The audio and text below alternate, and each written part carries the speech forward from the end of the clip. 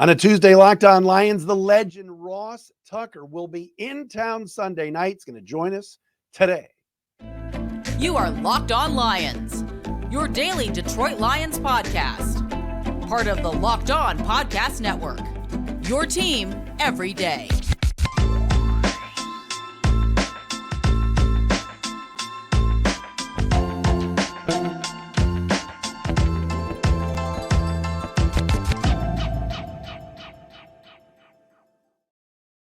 What's going on, everybody? Matt Dery with you. It is a Tuesday edition of Locked On Lions right here on the Locked On Podcast Network, your team every day. Tuesday, January 9th and a Wednesday, January 10th. We're getting closer to Sunday Night Football, to the Detroit Lions hosting their first playoff game in 30 years, their first playoff game ever hosted at Ford Field, as they'll take on the St. Louis Rams, the unnamed quarterback, Aaron Donald, Puka Nacua, Kyron Williams, Cooper Kupp.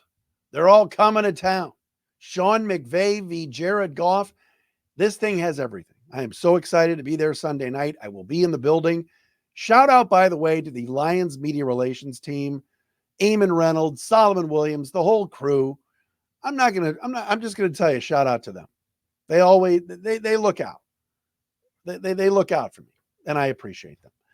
Follow us on Twitter at Dery Speaks, at Locked On Lions, Matt Dery Facebook fan page, on Threads at The Real Matt Dery. And also, thank you for subscribing and watching us for free on our Locked On Lions YouTube channel. Again, Ross Tucker from the Ross Tucker Football Podcast, Westwood One, CBS, DraftKings. He's everywhere. And if you follow Ross on Twitter at Ross Tucker NFL, it's just great content. He's a really good analyst. Former NFL player, played in the league for years as an offensive lineman. And again, he'll be on the sidelines as the sideline reporter for Sunday night for the Westwood One national radio broadcast. Locked On Lions today brought to you by PrizePicks, the easiest and most exciting way to play daily fantasy sports. Go to prizepicks.com/LockedOnNFL and use code all lowercase LockedOnNFL for a first deposit match up to $100. All right, it's a Tuesday, off day for the Lions. A rest day. They'll be back at it tomorrow. We'll have the injury report tomorrow, see who's on it, see what the Sam Laporta, the latest with him is, and all of that stuff. I'm in a bit of a quandary right now. I'm in a bit of a pickle, as they say, because I made you guys a promise that I would not get deep into the weeds of the Stafford family this week. I'm trying to be the outlier. I'm trying to focus on the game. I'm trying to focus on the fact that the Detroit Lions are playing a home playoff game. You, the fans that have waited, most of you weren't even born the last time this took place, 1993 at the Silverdome. Brett Favre, Sterling Sharp, wide open, all of that stuff. A lot of you don't even remember that. A lot of you don't even remember the Silverdome. All right? But phone starts ringing this morning. Beep, it starts beeping. The text messages start flying in. I go on my Instagram.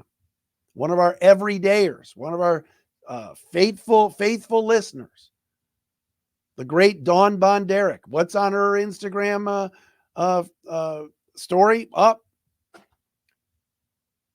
Day after podcast, or whatever they call it. Kelly Stafford, Hank Winchester, they're going live Friday night. They're holding an event. Then I'm getting texts from friends. Oh, did you see this? Kelly's Twitter. She's upset with the D-line because D-line, shout out to them, the clothing people. That a lot of by the way, the D-line people and I get along, always have, but they were the ones making those Detroit Rams shirts. Now they're calling for a ban on number 9 unnamed jerseys, Stafford jerseys, and Kelly's not happy about it and went to Twitter to complain. That's been the week so far. I'm going against my own rules. I'm terrible. I should get a slap on the wrist. Here, I'm slapping myself on the wrist. I promised talking football, and instead I am relegated to this garbage. This is exactly what I didn't want to do. I want to be talking about can they stop Aaron Donald? Can they block him? Can the Lions win a shootout? They're 3.5-point favorites. Vegas expects a close game. Rams offense, they've won 7 of the last 8. They've been on fire. Puka Nacua made the Pro Bowl as a rookie over Amon-Ra St. Brown. The unnamed quarterback's red hot right now. Goff against McVay. Jared McVay. Sean McVay wanted no part of his quarterback anymore. We know this. He flicked him away. Flicked into the ashtray of society, like Cosmo Kramer once said on Seinfeld. All right, Ross Tucker coming up next. What does he think of this matchup? He'll be here Sunday night. Can't wait to talk to Ross. We'll do that coming up next right here on Locked On Lions. And Locked On Lions today, proudly brought to you by our friends at FanDuel, America's #1 sportsbook. Regular season's done. We're into the playoffs. We got NBA basketball tonight with the Pistons and the Kings. We got Wings hockey this week. College football season's done, but college hoops if you want to bet on it. And right now, you go to FanDuel because that's America's #1 sportsbook. That's where you want to go to put your money down. That's where you should go. Because right now, new customers get $150 in bonus bets. Guaranteed. All you got to do is place a $5 bet. Win or lose, you're getting free $150. The app is so easy to use, and there's so many different ways to bet, like live same-game parlays. You find bets in the new Explore tab. Make a parlay in the Parlay Hub, the best way to find popular parlays, and more. Visit FanDuel.com/lockedon. That's FanDuel.com/lockedon, and make your first bet a layup. FanDuel is the official partner of the NFL and also the Locked On Podcast Network. As promised, here he is, Ross Tucker Football Podcast, Westwood One, CBS. The legend is back with us, and he will be on the sidelines in Detroit Sunday night. Ross Tucker is here on Locked On Lions. Big man, great to see you. Matt, always great to see you. Always great to talk about the Lions. You know how fired up I get to talk about Detroit and what this season's been like for these fans.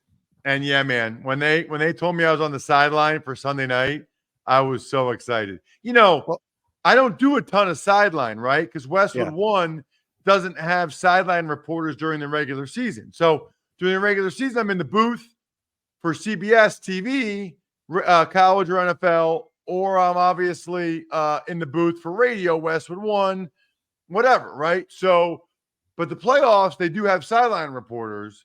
And so this will be my first sideline gig since the NFC Championship game last year, Niners-Eagles. But it's always cool to be right down there on the sideline, to be that close to the action. You know, you almost forget, right, what it was like because I only do it a couple times a year. But it's just the energy, the speed. And, dude, have you seen how much these tickets are for this game Sunday night? Like, this will be one of the best football atmospheres of my entire life. I can't wait. I got to figure out what I'm going to wear and tell you guys ahead of time because I have mastered the ability, Matt, to, like, when they come out of bounds, first of all, I get way back out of there because I have no interest in getting hurt whatsoever. Yeah. But then as soon as I get way back out of there, I run up there to try to get as much TV time as possible. So I'll wear something that you guys can notice so I can get some TV time on NBC with Tirico and Collinsworth Sunday night. All right, there's a lot to unpack here. Number one, Ross is going to be working 2 games in the span of less than 24 hours, which is pretty incredible because you're doing color with Kevin Harlan. You said Saturday night? Saturday night in the booth for Dolphins Chiefs with the Hall of Famer Harlan, which will be amazing. And this worked out, bro, because, you know, it's going to be like -10 wind chill in Kansas City. So I'm glad I'm in the booth for that one. And then sideline in the comforts of Ford Field. Much better. Sideline reporter, the weather is the #1 factor that you look at. All right, so you're going to be working 2 games. You're going to be working with probably the best engineer there ever was, and Al Rosenberg, our good friend. And so he's going to be running the game. And then Tuck Spreads, if you follow Ross on Twitter, at Ross Tucker NFL, I'm really into Ross's Tuck Spreads hashtag because you'll be in the Ford Field press box and you'll be grading the food out. I love that. Kansas City usually is pretty good on Saturday. Ford Field, I've only really been there in recent years for Thanksgiving. So I don't really know what to expect on a non-Thanksgiving. It's been 30 years since a home playoff game. I hope they pull out all the stops and all the guys Eamon, everybody in the PR staff, if you're listening, like, you got to bring it. You got to bring it. What? That's a good question, actually, Matt. Yes. Like, if you could say what Detroit is known for or what Detroit should serve the media for a big event, what would it be? I mean, to me, our Lebanese food here is incredible. The chicken shawarma, the beef shawarma, hummus, the rice. I think I'm down with that. I'm down with shawarma, and I like hummus. I can see that. That'd be awesome. That would be fantastic. Certainly the Coney Island is big here with the chili, the onions on a hot dog, obviously Lafayette and American and all that. I think they usually do Coney's at halftime, though. I haven't been in the press box in a couple of years. I will text Eamon. I will get you and I will coordinate this a little bit later on. I'll see what goes on, but I'm excited you're coming in. You know, Lions finish as the 3 seed. They get the Rams. The unnamed quarterback, as I'm calling him all week, is coming home. What do you think about this matchup? Well, I think it's the best matchup of the weekend pretty clearly. I think it's the best storyline. I'm curious, you know, it seems 50-50 Lions fans I've spoken to, half of them, this is like torture and agony, right? Like they wanted to play anybody other than Matthew Stafford, anybody other than the Rams and Matthew Stafford because of the history. The other 50% are like, bring it on. Let's exercise all of our demons here at one time. This team is different. I'll just say this. With some of the issues the Lions have had in pass defense, this is the wrong team to play. I mean, seriously. I mean, Stafford has been on fire. They have 2 star receivers in Cooper Kupp and Puka Nacua. So these guys, Cam Sutton and the guys better step up, Matt. I feel like there's going to be a bunch of points, really entertaining, high-scoring game. I agree with you. We're talking to Ross Tucker, of course, Ross Tucker Football Podcast, Westwood One, CBS. Well-deserved this year. Ross got some CBS TV games and did a great job. It's interesting because you're right, Ross. I've been saying it for weeks, really months. I didn't want this matchup because I want your broadcast with Spiro and Mike Mayock and yourself and Tirico and Collinsworth. I want everybody talking about the Lions story, and you know what it's going to be. It's going to be number 9 walks out of the tunnel. Number 9 arrives at the stadium. McVay versus Goff. And it takes away a little bit, I think, from what the story has been, which is a 12-win Detroit team. I mean, finished up 12-5, Ross. How do you look at the Lions season overall?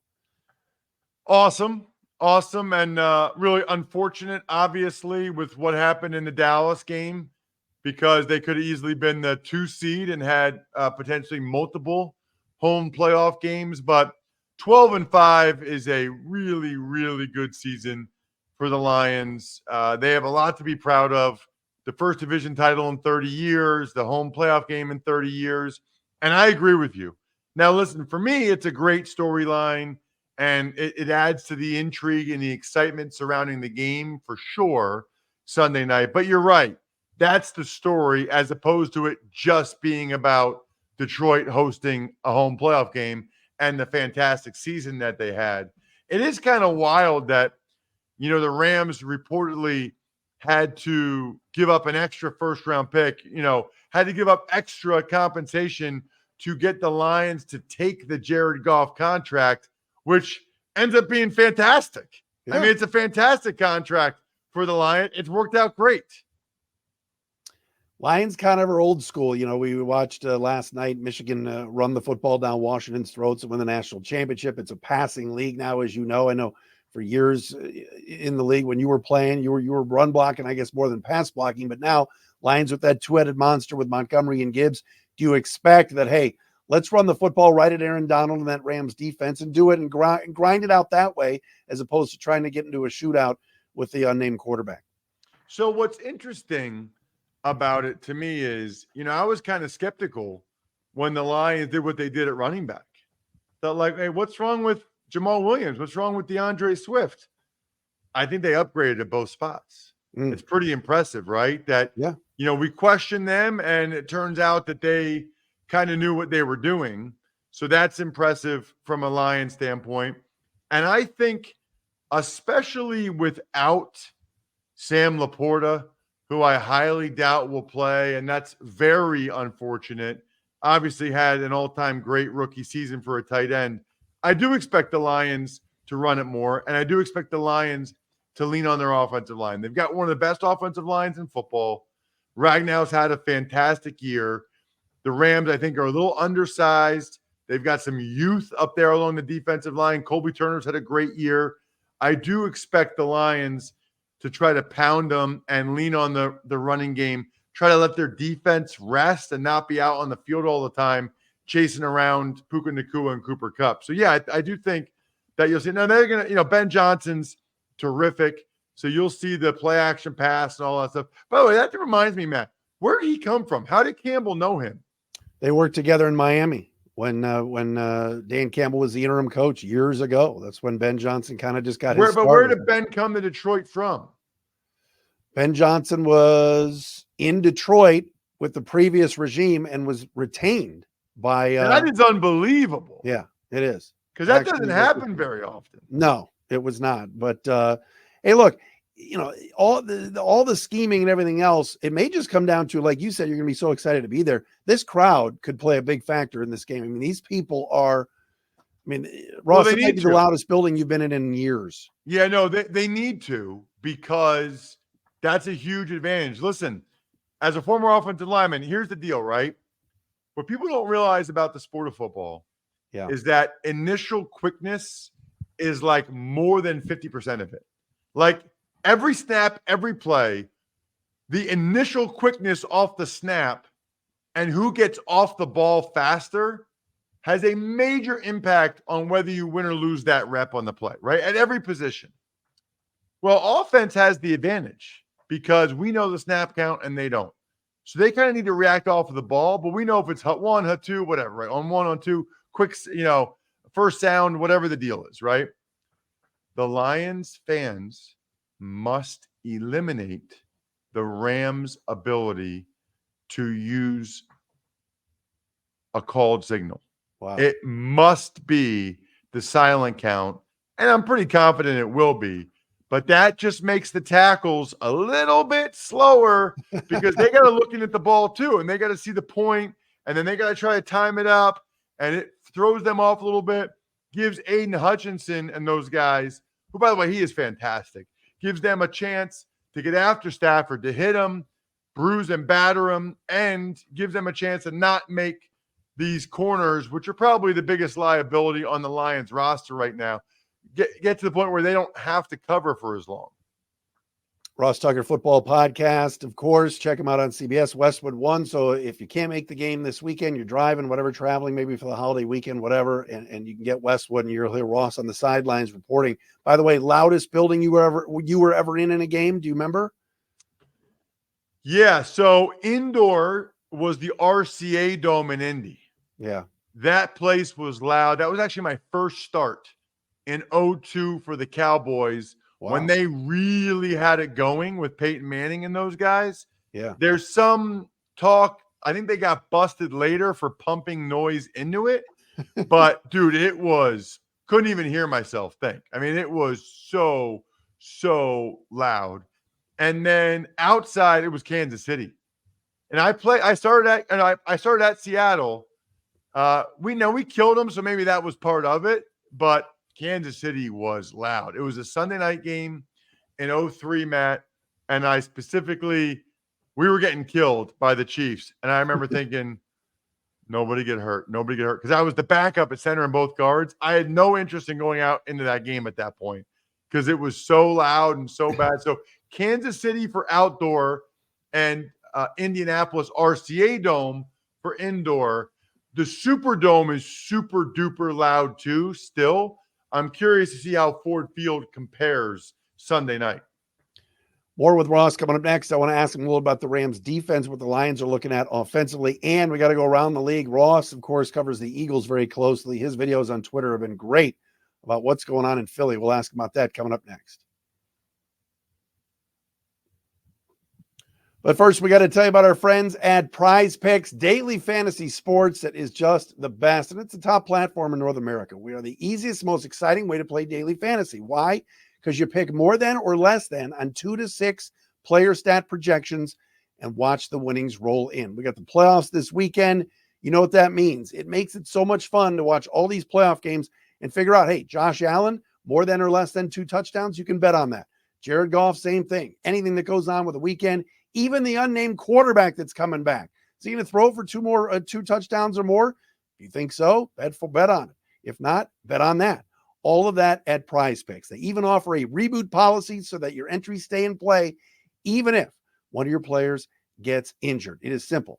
Let the winnings roll in at PrizePicks. You go to the website, prizepicks.com/LockedOnNFL. Use code LockedOnNFL for a first deposit match up to $100. That's prizepicks.com/LockedOnNFL. PrizePicks, daily fantasy sports made easy. Back on Locked On Lions Tuesday edition, everybody, on the Locked On Podcast Network. Thanks for making us your first listen and checking us out wherever you get your podcasts. One of the best when it comes to analyzing the NFL. Former NFL offensive lineman Ross Tucker with us, Ross Tucker Football Podcast. Westwood One for this weekend, doing a couple of games. All right, Ross, we talked a little about the Rams offense and all these people and Nakua and certainly Cooper Kupp. Aaron Donald kind of anchors that defense, but what else? It's kind of a no-name young defense. How do you think Goff and the Lions offense will do? No, it's the one-name defense. That's my nickname for them. They're the one-name defense. We already have the no-name defense. The Rams are the one-name defense. I got to tell you, dude, they can draft over there. I mean, Kobe Turner as a third-round pick, he almost has double-digit sacks. He's got a chance to be Defensive Rookie of the Year. He's been awesome. The other kid that they've had playing so well, Byron Young, another third-round pick, off the edge as an outside backer. They hit on both those guys, which has been very, very impressive. It's unbelievable. These guys, like Michael Hoyt, starts the outside linebacker. That's a kid from Brown. I'm an Ivy League guy. I never even heard of Michael Hoyt till the Rams got him, and now he's a starter for them. They've gotten pretty good play from their corners. Kobe Durant, they're big on Kobe's. Kobe Durant, Weatherspoon's been okay. They got Kendricks played a bunch, but it's a real credit to Raheem Morris, their D coordinator. It's the reason why he's getting as many head coaching interviews as he is. When you look at this NFC playoff picture, obviously Detroit slotted in at 3. If they win, Dallas wins, it would be a rematch from a couple of weeks ago. But how do you kind of size up the NFC? And that includes your Eagles, who right now are just a complete mess. Yeah, that's a shocker. I mean, they were 10-1.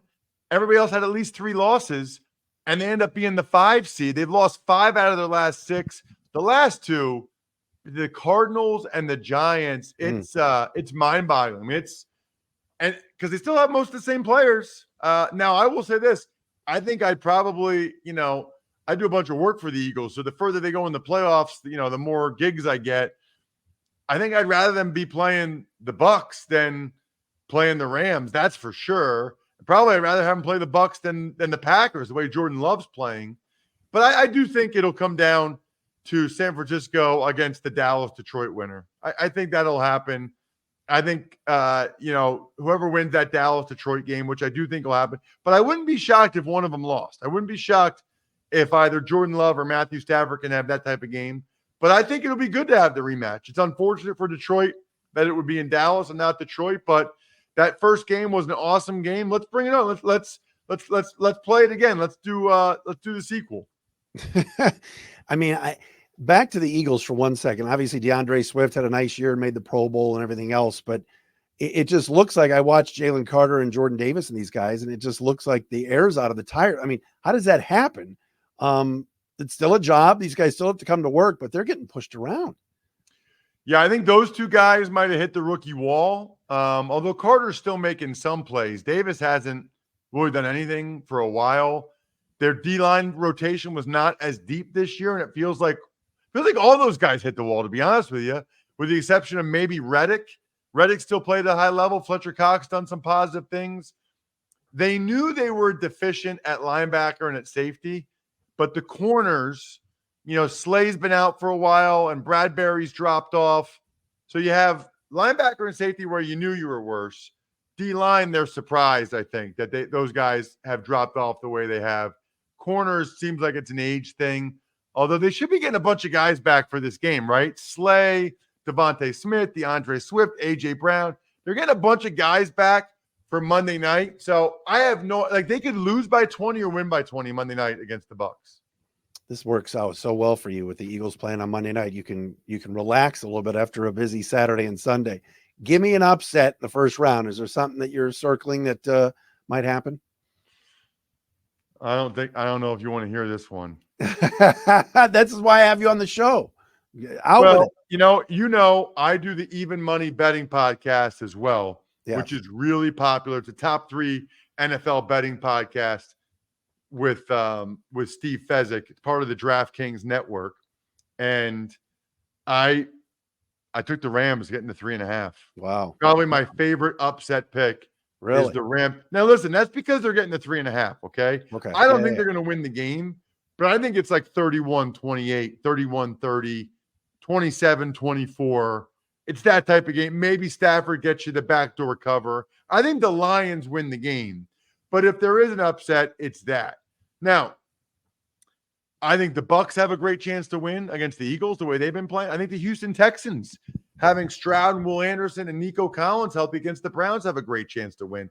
But they're both they both are underdogs as well. Ross, great to see you, my friend. I'm going to come see you Sunday. We'll connect it so I can finally meet you in person and dap you up. But great work that you always do. And of course, Valentine's Day is coming up. The Detroit audience knows. Here it comes. Ross is plugging. What do we got? MyFrontPageStory.com. It's almost as great as my podcast network on DraftKings. But no joke, Matt. We've talked about it before. Your audience is amazing. Because they always order a couple each time. Valentine's Day is a month away. Just knock it out now. Get it out of the way. Get it the best gift for a significant other they would ever get for Valentine's Day. A story all about how special they are, how much you love them. They will cry. You will win. I can pretty much guarantee it. MyFrontPageStory.com. MyFrontPageStory.com. Not part of the DraftKings network, but it should be. You're everywhere. Do you sleep, by the way? Do you get any? Yeah. I sleep like 10:30 to 4:30, like 6 hours. All right. And I'll take a nap every once in a while, every now and then. Well, check Ross out. I sleep when it's not football season. Check Ross out on his podcast and listen to him Sunday night if you're driving around. Great to see you, brother. I'll see you Sunday. Sounds great. Can't wait.